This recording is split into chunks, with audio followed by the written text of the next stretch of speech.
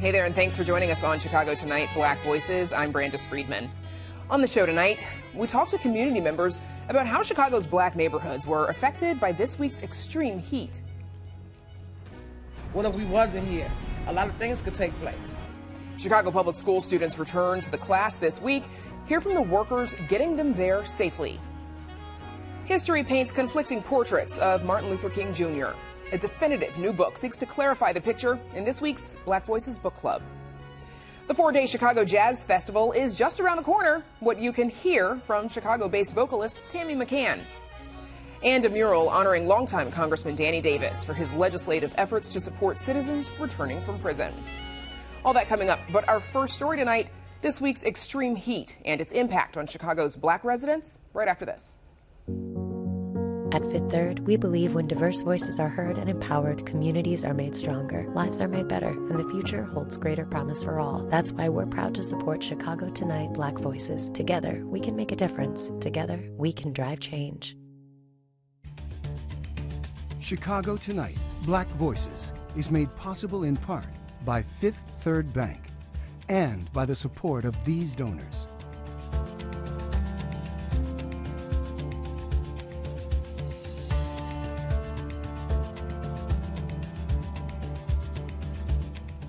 This week's record-breaking temperatures were a reminder that even a city known for its punishing winters can still be blisteringly hot and even deadly, as we saw during the heat wave of 1995 that killed more than 700 Chicagoans.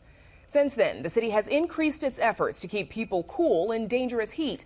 Now, Chicago is one of 18 cities participating in the 2023 Heat Watch program with the National Oceanic and Atmospheric Administration, in which community volunteers collect temperature and humidity data to analyze for underlying reasons and potential mitigation efforts.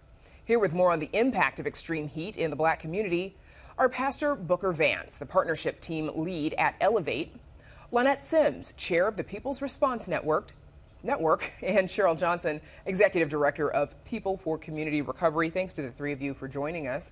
Cheryl Johnson, let's start with you, please. Where does heat and extreme heat factor into your organization's mission of environmental justice?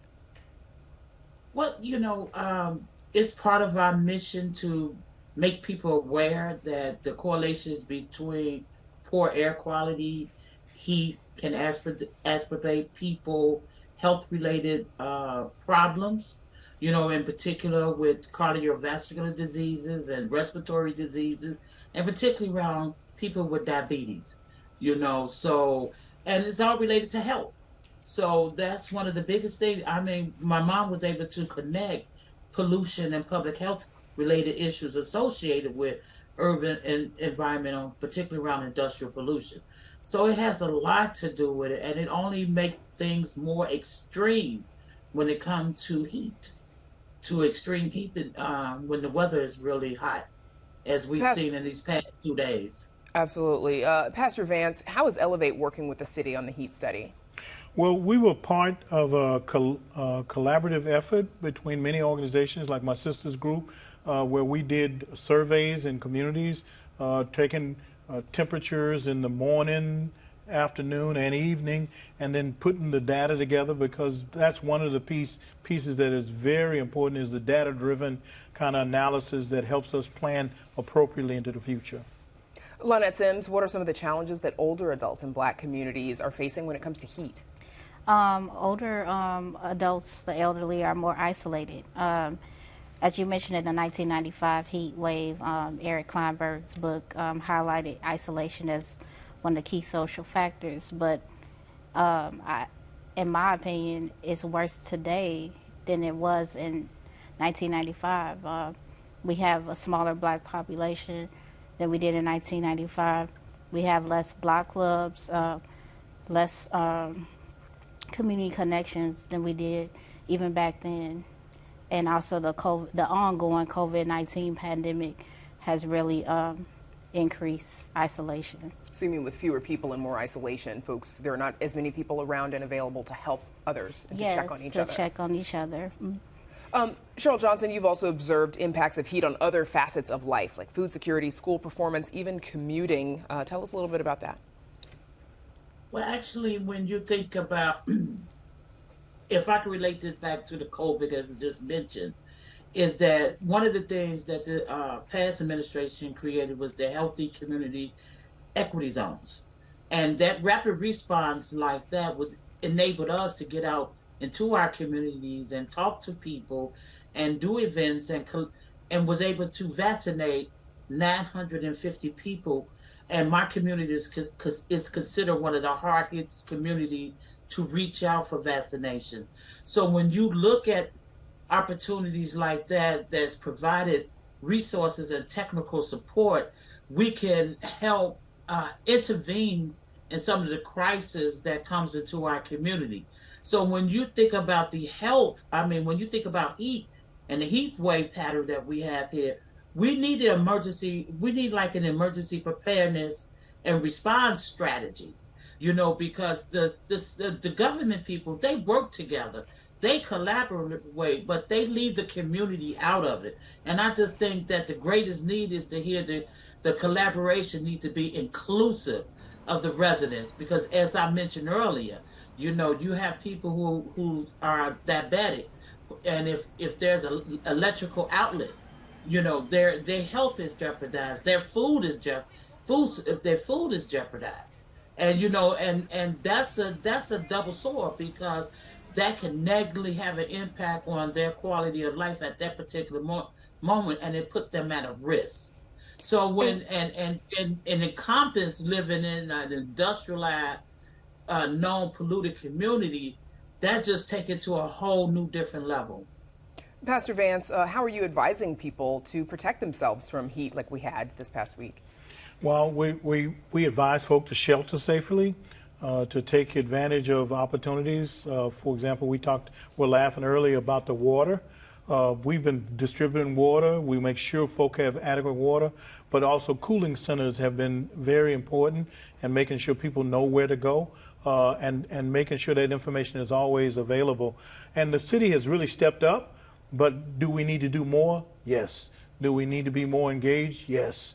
Do we need to give people more information? Yes, because we can always do more. What's done has been great, but it's not adequate and sufficient for the challenges that we're facing. Lena, do you think that people are aware and educated about how dangerous heat can be, and are there some misperceptions that you have to fight about how to respond to this kind of heat? I don't think Chicagoans are really aware about the dangers of heat, know the signs of heat exhaustion, heat stroke, and we're going to have to do a mass public health education around that if we want to save lives. Cheryl Johnson, what are some of the short-term solutions that you would like to see done in the city to help mitigate the impact of heat in the Black community? Well, just like more community outreach, like for an example, when the media talked about cooling places the other day, they only list so many, maybe about 6 or 7 cooling places within the city of Chicago. But there are other cooling places, for an example. You got the libraries, you got the park district. But if you're not conveying that information to the general public at whole, the community don't even know that those really exist in their community. They're only visualizing what those community centers is only being publicized on the media. But some of the short-term things that we need to develop strategies for how to engage in our community. Just like I mentioned earlier, the AC Easy program, that was a partnership between the city and community-based organizations. They provided the technical resources, they provided the technical support and the resources for us to get out and be engaged in our community. And I think the Heathway project that President Van just mentioned about, that was an effective program, because it had 75 volunteers involved in 3 shifts that's talking about measuring what the temperature, what the humidity was like at that particular time. We tend to not have those type of conversations and volunteers that has happened in our community. And like, I live in an isolated area, nothing is driven really past anything. Information is coming to communities south of 95th Street. So it sounds like all of you are saying then. We need more exposure as a short-time media, what the city, what is available, what are the resources available from the city, and also to, just like with the Well, pandemic. I'm sorry to jump in, Cheryl Johnson. It sounds like obviously more work, and it sounds like you're asking the city to present more as well to help support you in this. We're actually all out of time, but my thanks so much to Cheryl Johnson, Pastor Booker Vance, and Lynette Sims for joining us. Thank you. Thousands of Chicago public school students were back in class this week as their summer vacation came to an end. Chicago Tonight's Joanna Hernandez visited with some of the people tasked with getting them there safely. Hey, good morning. How y'all doing? They going and they getting clapped in the back. For the last 9 years, Shakita Birch has been a safe passage worker at Woodson North Middle School in Bronzeville. When you can play a part in someone's life to making it safe for them, that speaks volume. Birch is one of hundreds of safe passage workers serving as the eyes and ears for Chicago public schools across the city. We're like the second set of parents that's here until they get out of school, before and after care. So we make sure that they're safe, you know, that they're not going to any cars, they're not wandering off the school grounds. What What's going on? At Woodson North Middle School, 8 safe passage employees line up around the school with bright smiles and open arms, a welcoming touch that parent Chloe Dillard appreciates. Being able to trust that they are looking after him is the best thing ever. There's been a couple of times where I have to drop him off and they're like, we got him. And they make sure he gets in okay. The program started in 2009, now serving 188 public schools. City officials say safe passage workers are the first line of protection in some of the most challenging communities. We haven't experienced a shooting, but you know, you can hear them and it may be a couple of blocks away. So we have a code of 911 that means, you know, hey, it's a shooting somewhere, be aware. Hey, how are you? The mother of 7 says building community is what drives her passion for keeping students safe. It makes a difference, and we hear it all the time, you know. And then, you know, you be out here and then you see it and you just be like, man, I'm glad that I was here. What if we wasn't here? A lot of things could take place. Morning, good morning. For Chicago Tonight, Black Voices, I'm Joanna Hernandez. There are nearly 1,200 safe passage employees working at schools across the city. Parents and guardians can also monitor the safe passage routes in their neighborhoods. Up next, a new book remembers Dr. Martin Luther King Jr. not only as a civil rights leader, but as a human. Stay with us.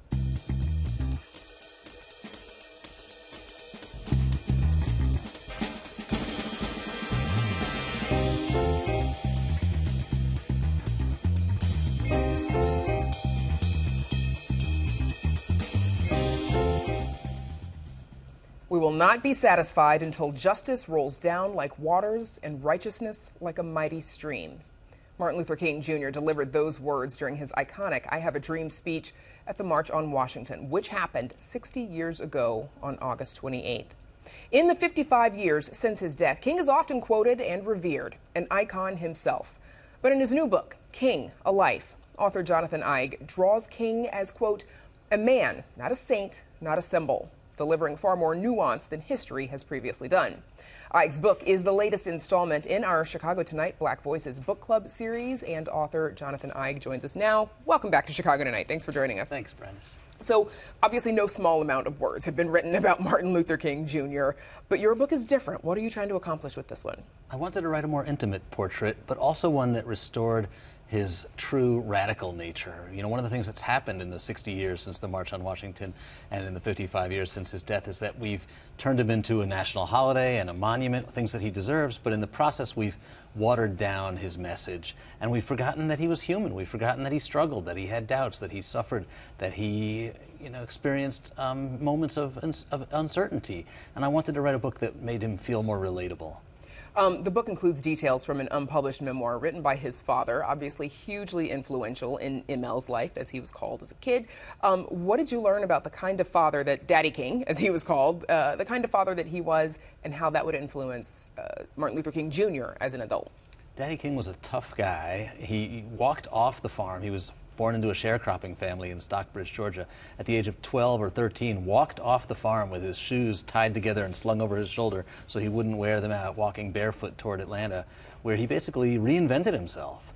and not only taught himself to read, but became a pastor and took over Ebenezer Baptist Church, but he also made it possible for Martin Luther King Jr. to be who he was. Literally renamed him. They were both born Michael King, so renames himself, renames his son, and creates an environment where his son can actually dream of accomplishing the kinds of changes that a previous generation really could only dream about.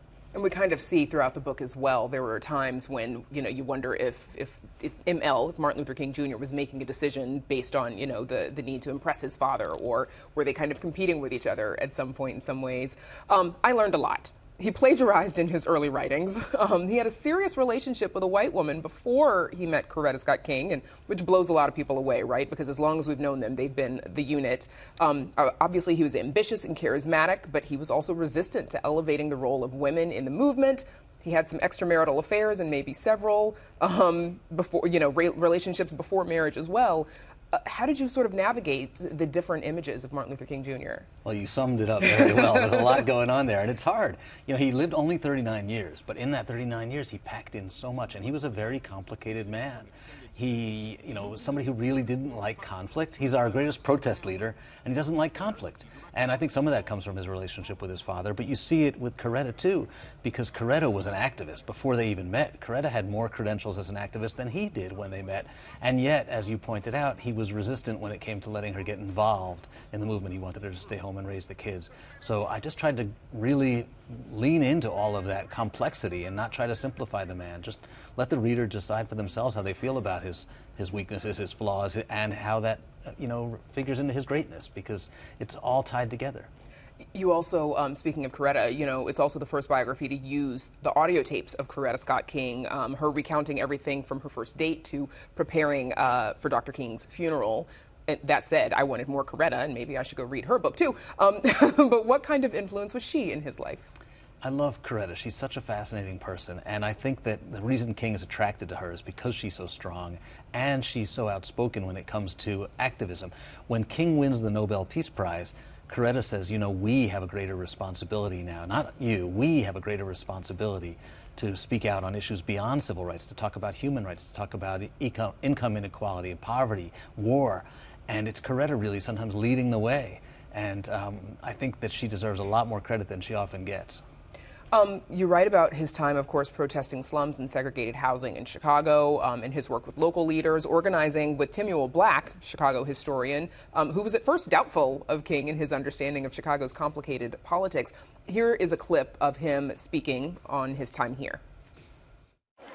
This is a terrible thing. I've been in many demonstrations all across the South, but I can say that I have never seen, even in Mississippi and Alabama, mobs as hostile and as hate-filled as I've seen in Chicago. Calling Chicago, the mob that he saw that day in Marquette Park in Chicago, more hate-filled than what he had seen across the Jim Crow South. What did he learn from his time in Chicago? Well, he was told by many of his closest associates not to come here, that they thought that he didn't know what he was getting into, and that Northern racism was more pernicious in many ways because it was better hidden than the racism that he encountered in the South. And I think when King left here, he was deeply frustrated, but he was determined that he was not going to give up. He felt like Mayor Daley was not dealing squarely with him, that Daley agreed to actually meet a number of King's important demands, and then as soon as King left town, those demands were ignored. And that's something we live with today. The legacy of that failure to embrace King's reforms haunts us to this day. How did his visits to Chicago and then, of course, staying in North Lawndale later on reflect, a shifting movement by then and his place in it? King was very successful by most measures in the South. He helped get passage of the Voting Rights and the Civil Rights Act, but he was not satisfied with that. He said that Northern segregation, Northern racism was just as bad and needed to be addressed. And when he came here, he lost a lot of his support. A lot of the white Northern liberals who sent money, sent checks to support his work, suddenly lost interest in what he was doing. And the same thing happened when he spoke out about the Vietnam War. We forget that in the last 3 or 4 years of his life, King was really fading in terms of his popularity, and people did not really believe in him. Even the March on Washington, which we celebrate this weekend, 70% of Americans were against it. And in fact, John F. Kennedy Jr. told him not to do it. Or not Junior, excuse me, JFK. John F. Kennedy told him not to do it, that he'd be making a mistake. Yeah, Kennedy was afraid that riots would break out, that it would damage his support in the South, that he would lose support for any potential civil rights legislation. But King over and over told the people in power that he was not going to wait, that you can't keep asking people to wait when you haven't been dealing with them squarely to begin with. Okay, 10 seconds left. Jonathan, what do you want people to take away from this book? I want people to remember that King was a man, that he had moments of doubt. And when you think about him that way, he becomes greater as a hero. And it also means that we can aspire to emulate him, because we don't have to be perfect to fight for what we believe in. An inspiring book, and impressive work that you've done as well. Jonathan Eig, thank you so much for joining us. Thank you. Again, Jonathan Eig's book is called King, A Life. You can read an excerpt on our website. Up next, a preview of this year's Chicago Jazz Festival. Stay with us.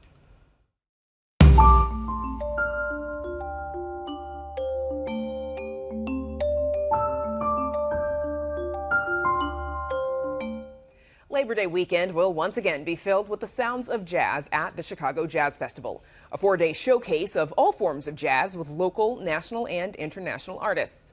Chicago-based vocalist Tammy McCann opens the evening on Saturday, September 2nd, with songs from her new album, Do I Move You? Here, she tells us what to listen for. I have been traveling a bit with the record, and it's always good to be home and show Chicago audiences what I'm doing, what's going on. And then also all of the musicians that were on the record are also based in Chicago as well. This particular record is what I'd like to call my marinade. It's a combination of all of the music that influences me, from jazz to blues to gospel. And I think more than anything, I'd like for those audiences to get a chance to listen to the music that I do and that I create. I think that it is really connected to family and connected to bringing us out of this emotional sequester that we've been in with COVID. So it's Do I Move You? I want to move people. I want to make them feel again. And I think that all of the music that's in this record and going to be in this performance is something that'll resonate.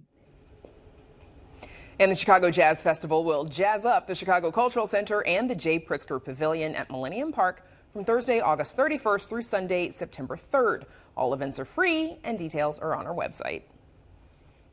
The nonprofit Safer Foundation provides assistance to citizens returning from incarceration, like job placement and training and educational programming. Much of its work is made possible thanks to the Second Chance Act, which was championed by U.S. Representative Danny K. Davis. Last week, Safer Foundation unveiled a mural honoring Davis for what the Second Chance Act has done to help citizens successfully reintegrate into their communities.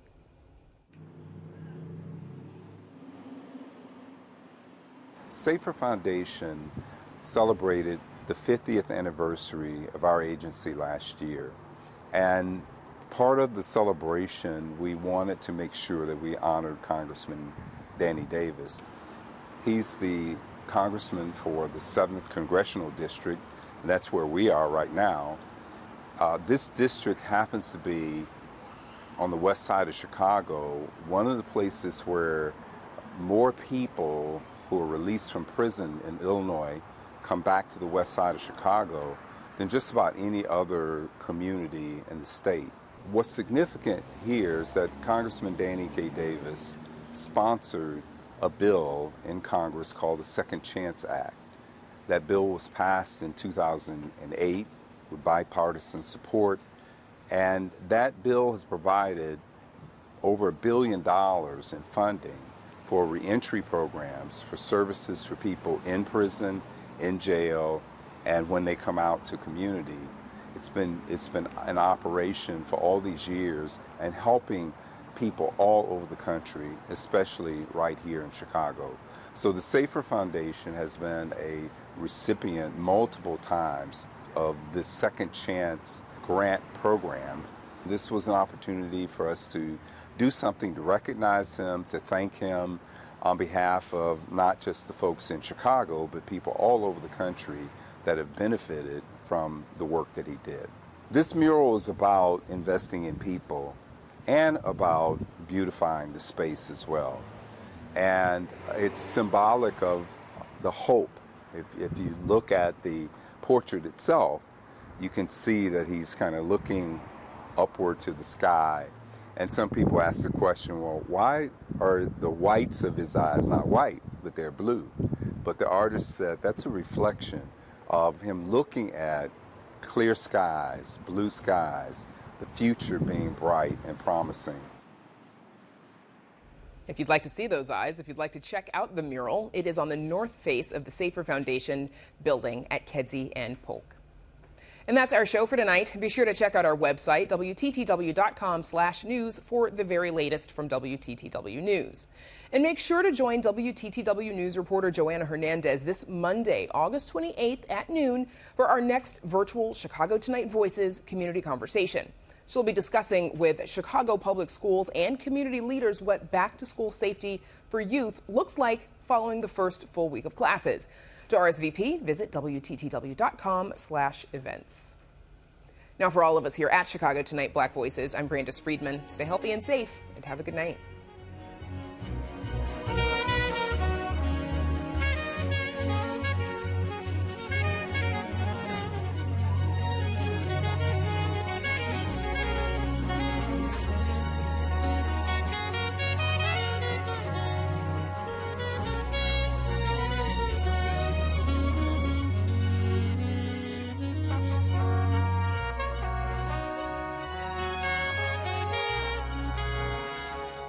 Closed captioning is made possible by Robert A. Clifford and Clifford Law Offices, a personal injury law firm pleased to give back to the community through numerous charitable initiatives.